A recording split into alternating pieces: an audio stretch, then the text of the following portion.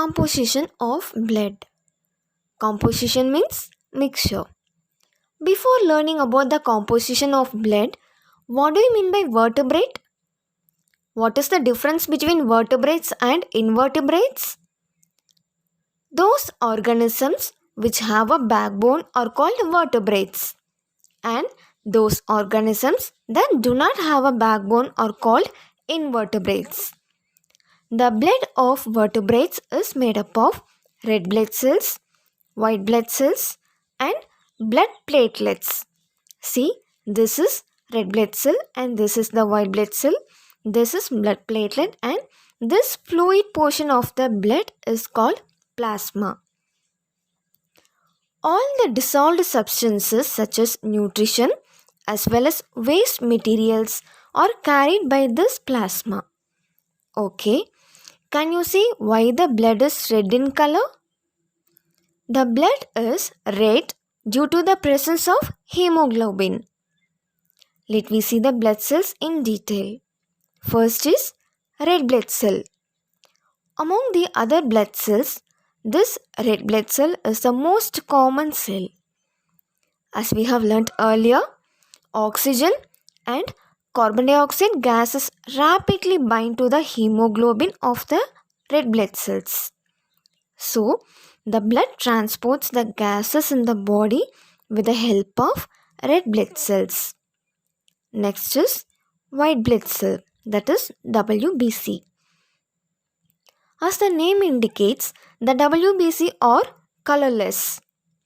These white blood cells do not contain hemoglobin.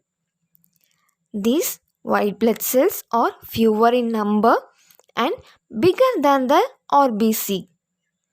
The function of white blood cells is to kill the germs and defend the body against infectious diseases. Next is blood platelets. These blood platelets are tiny cell fragments. Fragment means small pieces. When you got injured or if there are any cut on your skin, the blood flows out from it. But the body cannot afford the blood to flow out. Therefore, a clot is formed which seals the wound. This process is called as the blood clotting. And these platelets that are present in the blood plays an important role in the clotting of blood. So, we have learnt about the composition of blood. Next topic is lymphatic system. Lymphatic system is made up of lymph vessels and lymph nodes. In the last class, we have learned that blood flows through capillaries. While the blood flows through the capillaries, some of the plasma oozes out of the walls. Most of the fluid enters the lymph vessels and it is drained back into the blood vessel.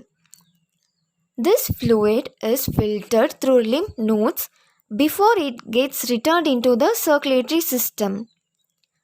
These lymph nodes contain special types of cells which protects the human body from diseases causing organisms and harmful substances. Next topic is excretory system in humans. As we have learnt earlier, the carbon dioxide gets attached with the RBC and goes out of the body through exhalation. There are some other kinds of waste materials also which gets mixed into the blood. So, other than the carbon dioxide, the other waste materials which are present in the blood is removed by the process called excretion. The human excretory system is made up of kidneys, ureter, urinary bladder, and urethra. Human being has 2 kidneys which is located in the abdominal cavity, and each kidney contains thousands of tiny tubules, and these tiny tubules works like filters. The arteries brings the blood to the kidneys, and as the blood flows through the kidneys, the tiny tubules present in the kidney filters the blood and separate the waste from it. The end product of this whole process is urine. This urine contains water and waste materials such as urea, ammonia, and uric acid out from the body. The urine flows through two long tubes called ureters and gets collected in the urinary bladder. This urinary bladder is the storage sac of urine. The urine is drained out of the body through the urethra. The kidney may fail to function due to any infection, diseases, or injury. As there are two kidneys, if one kidney fails, the person can survive with the other kidney. But if both the kidney fails, then the waste products gets accumulated in the blood and the person may die. The person with kidney failure must undergo dialysis. Dialysis is an artificial method of removing the waste from the blood. This artificial dialysis is done using a dialysis machine. The dialysis machine is attached to the person and the blood flows through the machine. Now, the machine removes the waste from the blood and returns the clean blood back into the body. Instead of this dialysis technique, the kidneys can also be replaced by transplantation.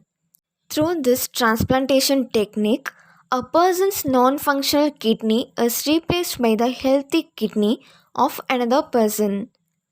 Apart from the urinary system, the excess waste in the body gets excreted through the skin in the form of sweat. The evaporation of water from the surface cools the body. Okay, so far we have learnt about the transport of substances in animals and human. Next, we discuss about the transport of substances in plants. The transport system in plants is called as vascular system. This vascular system is made up of two different types of narrow tubes called xylem and phloem. Each of these tubes are organized into bundles called vascular bundles. These vascular bundles forms a continuous network in the entire plant body. When we observe a leaf, the bundles are seen as leaf veins. A plant body performs various functions.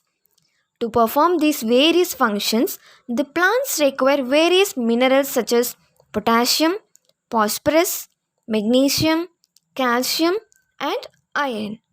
These minerals are available for the plants in the form of salts in the soil, and these mineral salts gets dissolved in water and gets absorbed by the root hairs along with water. This is xylem and this is the phloem. The water gets absorbed by the root hairs and moves towards the center of the root and gets collected in the xylem tubes. This xylem transports the water to the leaves and other parts of the plant. The leaves use some water to prepare food and the excess water is released through the stomata that is present in the leaves in the form of water vapor.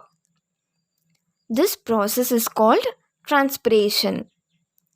This transpiration makes water to rise in the xylem tubes. So, the transpiration is the process of evaporation of excess water from stomata in the form of water vapor. Almost 90% of the water absorbed by the roots is lost through transpiration. This evaporation of water from the leaves generates a pull that sucks the water and dissolved nutrients right up to the tip of the plant.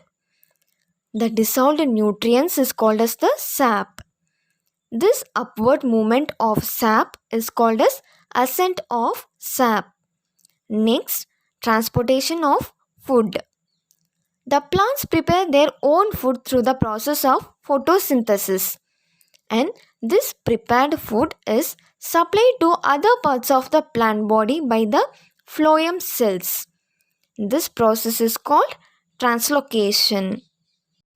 So, in this part, we have learnt about composition of blood, excretory system, and transport of substances in plants. And so, we have completed this lesson. Thank you, students.